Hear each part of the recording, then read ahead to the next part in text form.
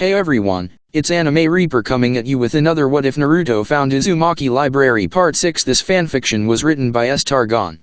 If you like this what if and want more like it, please like and subscribe to my channel and don't forget to check the description and leave a comment down below. Without further ado, let's get started.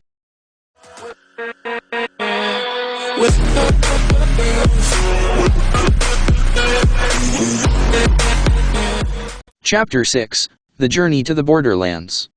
Chapter 6. Naruto kept an eye on Hinata as they ascended the Hokage's tower. She seemed a lot steadier than before, which was good, but he didn't want to take any chances either. He also studiously avoided making any sort of eye contact with Shino. He was pretty sure the dembug user had been silently laughing at him since he'd arrived at the base of the tower that morning. He'd looked down at Naruto and the sleeping Hinata without saying a single word. Finally Naruto had whispered, "She's really tired," as quietly as he could. "I can see," Shino replied, deadpan. Unfortunately, with that high collar, Naruto couldn't see the boy's mouth to be sure. Nonetheless, he silently promised himself to kick the larger boy's butt the next time they sparred. And to top off the day's weirdness, his shoulder still felt warm where her head had rested on it. At least the Chunin guarding the Hokage's office had retained their attitude adjustment from the previous day, though Naruto wondered if that would necessarily have been true if Kurane-sensei hadn't been bringing up the rear. At least he knew the Hokage's smile wasn't feigned when they entered his office. He murmured as they stood at attention before his desk. He held out a pair of scrolls for Kurane. The scroll with the blue seal contains the details of your assignment. You will be patrolling that section of the border with Earth Country for 3 weeks, starting 3 days from now. That should allow you plenty of time to travel and familiarize yourself with the area. The scroll with the red seal is to be presented to the leader of the team currently in place, a jonin named Daraketsu. We're relieving Daraketsu's team? Kurane asked, her voice holding a little edge. Yes, the Hokage answered, gesturing at the jonin with his pipe. Do you know him? Kurane nodded. In passing. I am, surprised, he was put in charge of such a sensitive location. The old man grunted, and a rueful expression passed over his face, disappearing so quickly Naruto wondered if he'd imagined it.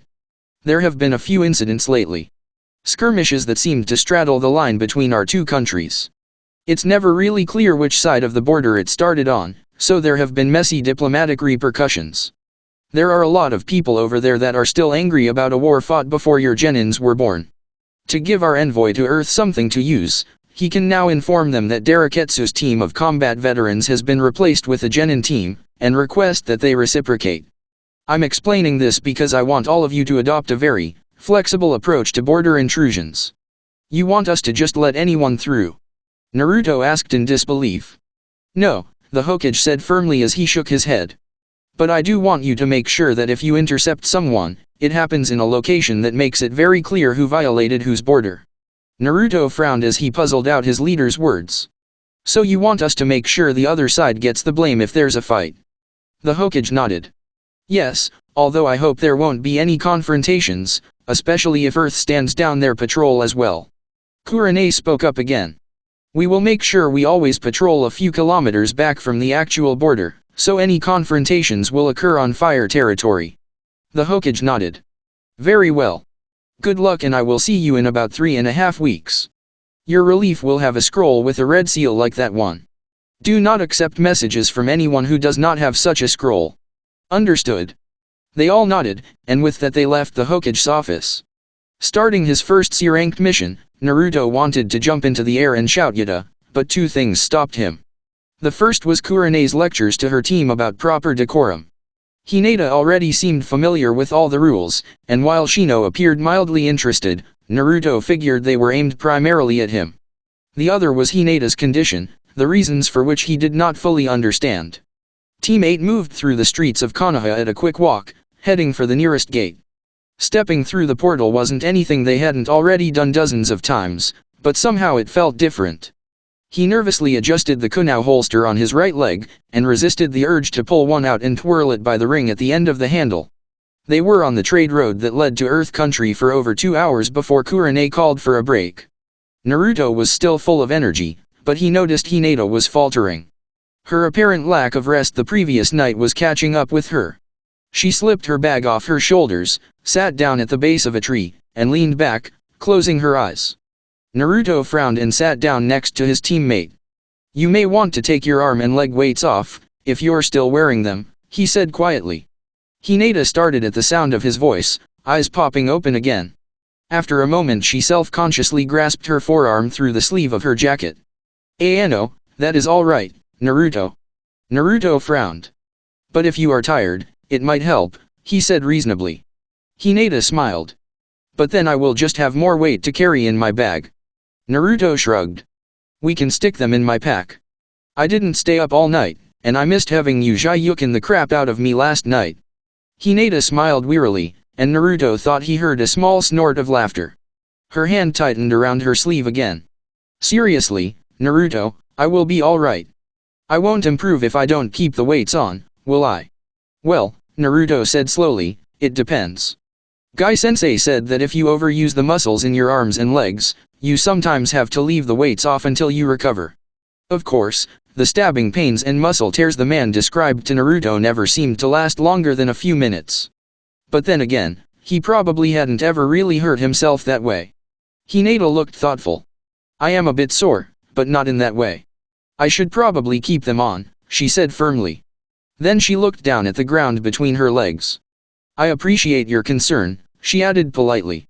Naruto found himself scratching at the back of his head again. Yeah. "Well, you're my teammate after all," he said.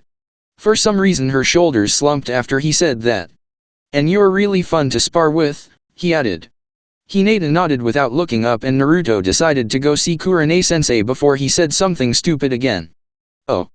Kurane did not want to make Hinata any more self-conscious than necessary, so she was subtle in her attempts to keep an eye on the girl. She took note of the Hyuga's condition using her peripheral vision, and always when something else seemed to draw her attention. Naruto and Shino's concern for their teammate was more obvious, but that wasn't necessarily a bad thing. Kurane hoped that the boy's concern would make an impression on the girl. Naruto was as obvious as he was sincere, a felicitous combination in this situation. After a couple of hours on the trade road, Kurane called for a quick break. Hinata's fatigue was becoming more and more apparent with every step, and it didn't surprise her that Hinata, after a brief conversation with Naruto, had fallen asleep leaning against a tree. Naruto walked toward Kurane as she fished her canteen out of her pack and took a small swallow. He had an uncharacteristically grim look on his face, displacing his normal smile. "She's exhausted," he said quietly. "I don't think her father should have insisted on her training all night." Kurane bit back the first couple of things she wanted to say, and settled for just nodding her agreement. The blonde genin opened his mouth like he had more to say, but after a moment he just closed it, shaking his head as he walked off toward Shino. He deliberately scuffed his feet on the ground, kicking any loose pebbles or twigs in his path, and Kurane didn't need any special jutsu to read his frustration. 10 minutes later, after they'd all had a drink and refreshed themselves, they were ready to resume their journey, but the girl was still sound asleep. Kurane was contemplating how best to wake her charge when Naruto and Shino walked up to their teammate in a fairly matter-of-fact manner. Naruto picked up Hinata's bag and handed it to Shino, who in turn locked the straps with his own pack. Naruto turned back to his teammate and visibly swallowed. Then he quickly bent over and wrapped one arm around Hinata's legs, loosely grasping her shoulder with his other hand. He carefully straightened up and Hinata was neatly folded over his shoulder, still sleeping. Kurane recognized the academy-taught method for carrying a wounded comrade who was stable enough to travel, but unable to walk on their own. What amazed the Jonin was the fact that the girl slept through the entire process. That could only indicate acute fatigue, combined with almost total chakra depletion. It was surprising she made it as far as she did, Kurane decided. Naruto turned toward his sensei and slowly nodded. "I'm ready," he said quietly. Kurane frowned. Naruto was holding himself a little stiffly, and she remembered that he was wearing weights on his arms and legs as well. "Are you sure about this, Naruto?" The boy nodded carefully. "It'll be good training, I think." Kurane wondered if he'd been spending too much time with Guy and Lee. Oh. Hinata awoke feeling painfully stiff. She blinked up at the ceiling wondering how she'd arrived. The last thing she remembered was taking a short break on the side of the road, but now she appeared to be in a room of some sort. Attempting to sit up was a mistake, she immediately realized, as her abused muscles punished her mercilessly. Her body felt stiff as a board, but far more tender. She stifled a low moan. "Ah, you are awake," a voice said in the darkened room. Hinata's fingers slowly formed the seals under the coverlet as she whispered Byakugan. She released her blood limit as soon as she sensed Kurane-sensei was the only other person in the room. "None of that," Kurane said sharply, making Hinata twitch painfully. "Your reserves are still very low," she continued in a kindlier tone. "Kindly restrict your chakra usage until you have fully recovered." "Jigomen," Hinata stammered, her face flushing. "Now, regarding this special family training of yours," Kurane began, letting her voice trail off. "Is there anything you'd like to tell me?" she finally asked. "No, sensei," Hinata replied quietly. "Hinata, I put you to bed," her teacher said in a chiding tone. "I saw. You were covered with bruises and abrasions. Your chakra was so low, I was amazed you could even move, let alone walk for 2 hours. What kind of training leaves you incapacitated?" Hinata opened her mouth to answer, but then closed it. "I am not permitted to discuss certain things with people outside my family," she finally said. Kurane sighed. "Be that as it may, you are still a ninja on active duty with the leaf. As such, you are required to keep yourself in good health, and that does not include letting yourself become disabled when you know you have a mission the next day." "Gomen, sensei, I told." Hinata began, but then swallowed her next words. It was shameful to spout excuses for her failures and shortcomings. "You told your father, didn't you?" Kurane asked in a shrewd tone. "Remember, Hinata, I was there when you left for the academy. Your father makes no secret of his contempt for the other shinobi of the village." Hinata's only response was a choked sound. "Do not apologize for matters over which you have no control, Hinata," Kurane continued in a kindlier voice. Then her voice changed, becoming more formal in tone. "But I will require you to refuse any training or exercises that could compromise your ability to participate in our missions. As your jonin, I have the authority to do that. Your responsibility is to convey that directive to your father if the situation ever arises again." Hinata inhaled sharply at the thought of how such a conversation would go. As if reading her thoughts, Kurane sighed. "I know that will not be easy for you, but if something like this happens again, either you or your father will have to answer for it. If, after explaining my orders, you are still forced, then it will not be your fault. Do you understand?" Hinata nodded slowly, ignoring the ache. But the thought of refusing her father filled her with dread. "Good. And Hinata, if you ever need to, well, my door is open if you need to talk after we return to Konoha. This inn will be serving dinner soon if you are hungry. Your uniform is next to you on the floor. I'm going to go look in on Naruto and Shino." The door slid aside, and then back, and Hinata knew she was alone. Oh. Shino was limping slightly as he followed his teammate back to the inn. They were only a day's travel from the border with Earth, so their jonin decided to spend the extra day at a roadside inn that typically served merchants traveling between Fire Country and Earth Country. Of course, sitting still for a day did not appeal to Naruto. Immediately after breakfast he began urging them to train. Kurane wanted to keep an eye on the still sleeping Hinata, so Shino followed Naruto out into the woods to spar. Naruto had evidently needed to work out some of his agitation and frustration regarding their teammate, because Shino couldn't recall ever getting the excrement kicked out of him this badly since he'd started at the Konoha Ninja Academy. Fortunately, the blonde genin remembered to pull his punches, so Shino only had some mild contusions to add to his puzzled embarrassment. The boy's speed had increased to a remarkable degree, and the power behind his blocks and counters threatened to knock the larger boy out of his stances every time they clashed. This isn't to say that the bug user hadn't gotten in a few shots of his own, one of which he'd inadvertently landed at full force when Naruto tried to duck under it and go for a sweep. The result was a small mouse under the blonde's left eye, and a throbbing wrist that bothered Shino more and more as the adrenaline wore off. The blow barely phased his opponent, who merely came to his feet after a backwards roll and nodded acknowledgement of the point. The changes wrought in Naruto's fighting style by his supplemental training were all too apparent to Shino. Gone were the awkward, exaggerated versions of the basic taijutsu stances. Naruto's footing was now sure and his movements exceptionally fluid.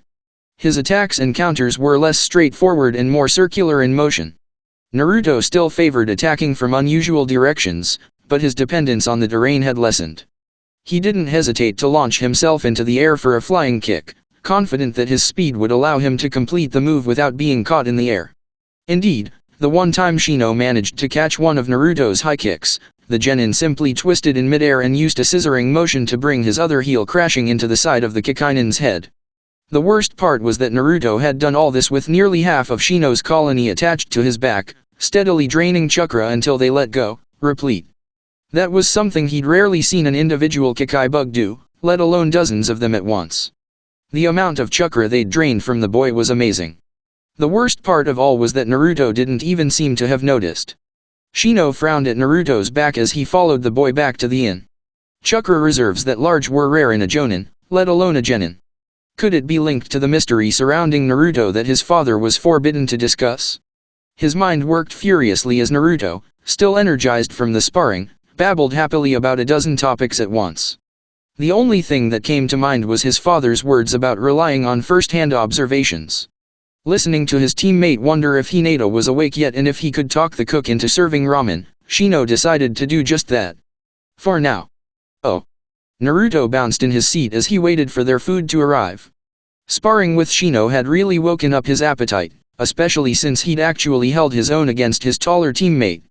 He was also happy to discover that the inn's proprietors, a middle-aged couple who apparently rarely visited Konoha, didn't seem to be aware of his prisoner and treated him so nicely it was a little disconcerting. The wife, who ran the kitchen, kept patting him on the head and saying how he reminded her of her son.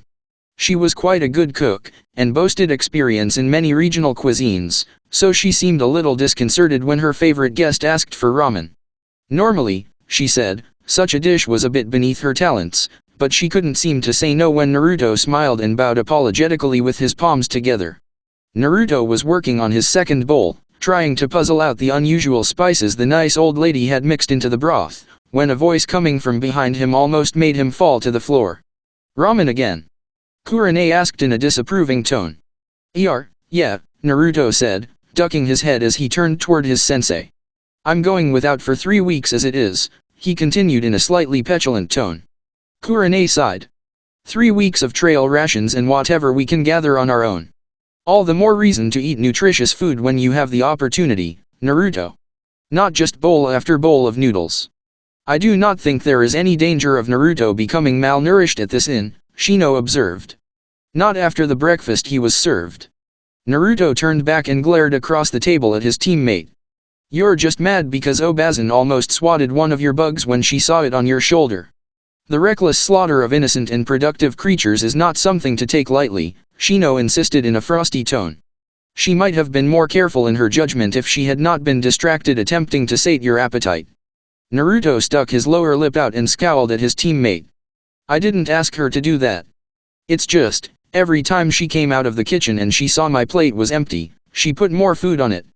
He shrugged. Maybe she had a lot of food that was about to go bad or something. Shino didn't respond to that, but Naruto did hear the muted buzzing that sometimes occurred when his teammate was displeased about something. Naruto figured it was his bugs reacting, but he really didn't want to think too much about that. Kurane sat down next to Shino, and soon the cook was taking her dinner order as well. With a warm smile at Naruto, the older woman bustled back to her kitchen to prepare the Jonin's food. It had been a long time since Naruto had actively wondered what it would be like to have a mother. Normally, he was too busy for such thoughts, which was at least partially intentional. But now, waiting for Hinata to recover so they could resume their journey, Naruto had an unusually large amount of time on his hands. He found himself thinking more and more about the innkeeper's reactions. What would it be like to live in a village where everyone treated him like that? Konoha was his home, but what would it be like to not have people glaring at him all the time, praying for his death, or telling their children to stay away from that Uzumaki brat? Those thoughts made him very uncomfortable, and he tried to suppress them without much success. Then he followed Kurane's advice from several weeks ago, and tried to logically examine his options. If he tried to move to another village, his new neighbors would want to know why. If they ever found out he had a demon bound within his stomach, Naruto knew his welcome would expire soon afterwards. Even if he came up with a believable story, he'd still need to be able to make a living. He knew a little about being a ninja, but not much else. He couldn't join another hidden village as a shinobi for several reasons. 1. He'd be hunted down as a missing nin by the Konoha Umbu squads. 2. His new employers would probably be able to detect that stupid dem fox and he'd be back at square one with everyone fearing and hating him. 3. Eventually he'd be sent on a mission where he'd have to fight one of his former classmates. While he wouldn't mind kicking Sasuke's butt, having to fight Shino, Lee, or Hinata for real was not something he could even consider without going into a cold sweat. No, he was stuck with Konoha in much the same way Konoha was stuck with him. A small, perverse corner of his mind was pleased by that. It would make becoming the Hokage even sweeter. With a smile, he readdressed himself to the oddly seasoned ramen. But after a couple of bites, he noticed that everyone else was staring at something immediately to his left. He quickly swallowed and turned his head as well. Hinata, a little pale and unsteady, was easing herself onto the bench next to him. Naruto almost reached out to steady her, but something made him hesitate. Remembering her insistence that she could carry her own bag and wear her weights despite her exhaustion, he realized that trying to help her might make her feel even more self-conscious. So he refrained, and wondered if he was actually getting smarter about such things. Or was his sudden intuition merely dumb luck? "Gomen," Hinata said quietly. "You were right, Naruto," she continued in a subdued voice, "about the weights, and everything." Naruto just shrugged at his teammate, wondering if something else was wrong. "I'm just glad you're feeling better," he said. "I missed you." Naruto coughed suddenly as Hinata's eyes widened. I missed sparring with you. Last night. You know. Like we always do," he added quickly. Hinata just nodded her agreement, looking downward the entire time. Oh. The next day, they were back on the road again, bright and early.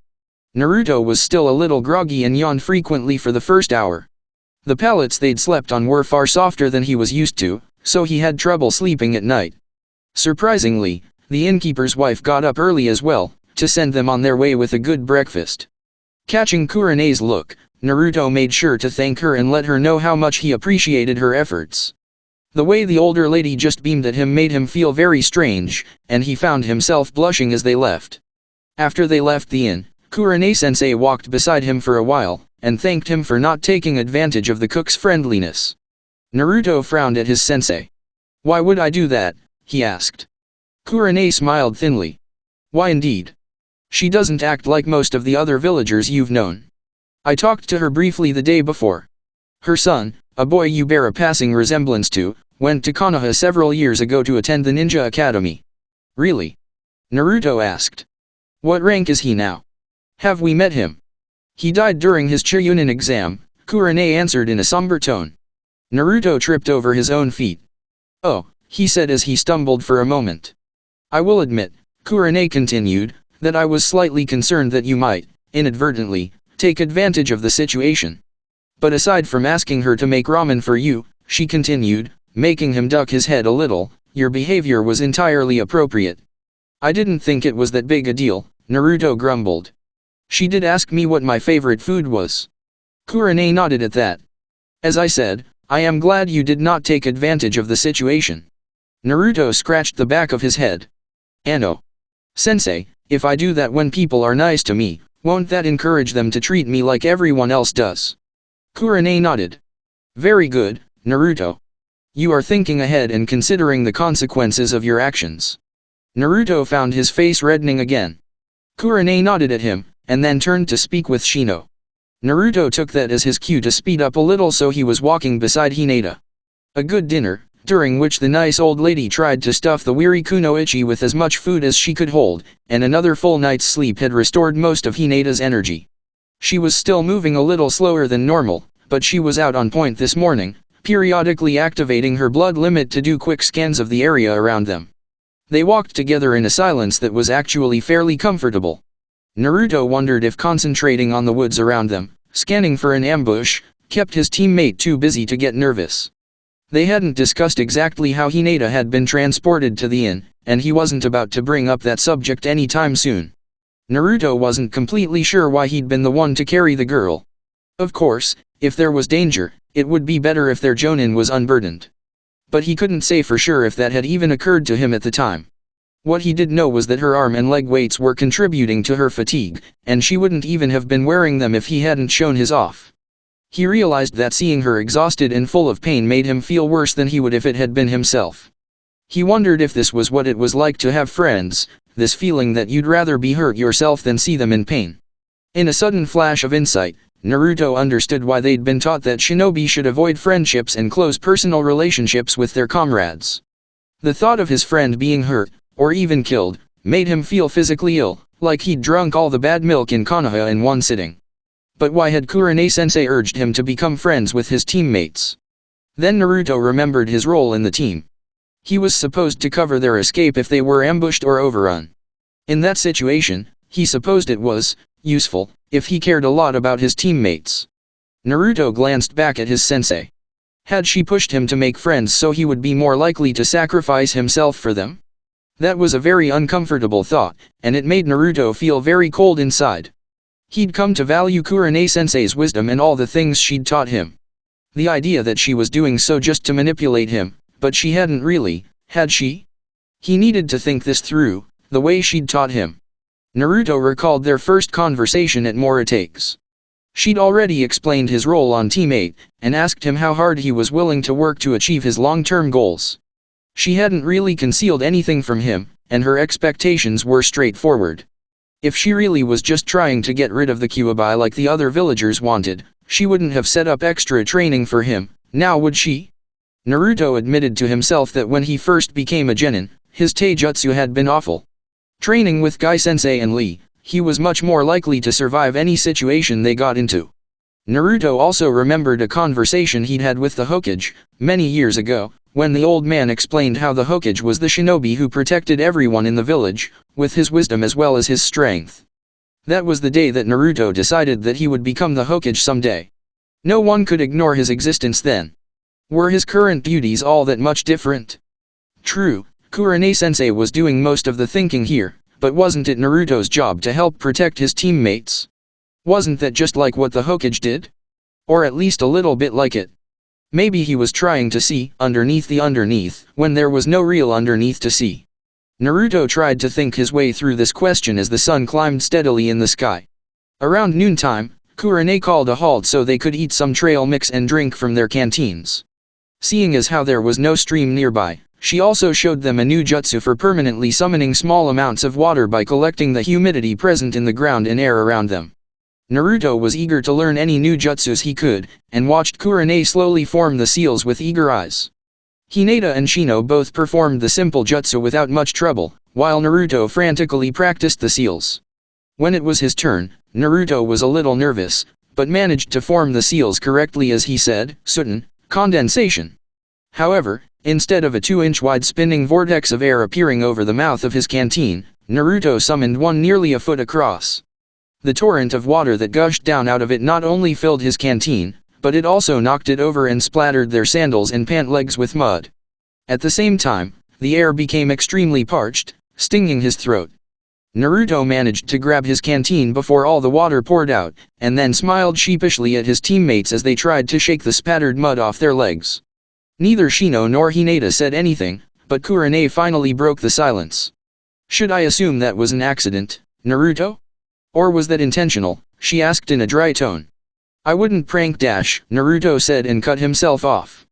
He'd been about to say he wouldn't prank Hinata since she was just now feeling better, but she probably wouldn't appreciate hearing that. "Not during a mission, sensei," he said in a formal tone. "I see," Kurane replied. That all for What If Naruto Found Uzumaki Library. If you like the story so far, please show your support by liking the video and subscribing to my channel, and show your support to the author by following the link down in the description. Thanks for listening, and until next time.